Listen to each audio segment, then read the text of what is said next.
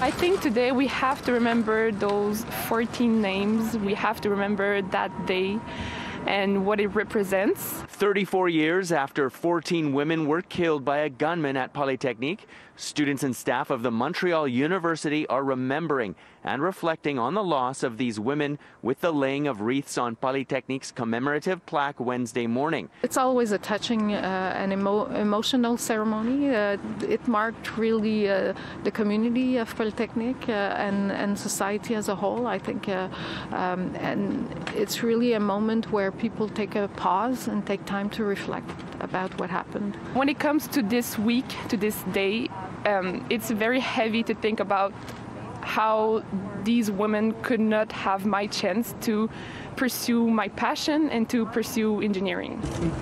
This is one of several events that pay tribute to the students whose lives were cut short on December 6, 1989.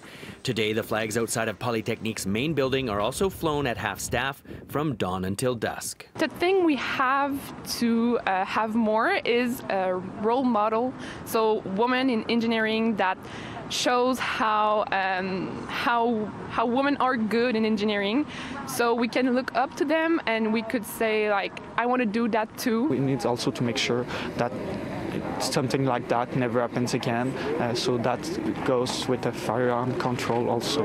Right now there's C-21 in the Senate, so we ask the Senate to pass this law, but we also ask the government to make sure that all assault weapons are banned in Canada. To commemorate the 14 women, there is also a photo exhibit organized by the Polytechnique Student Association, created to enable the public to learn more about each of the women killed. We took pictures of women that are on the campus right now, and they embodies women that lost their life in 1999 here.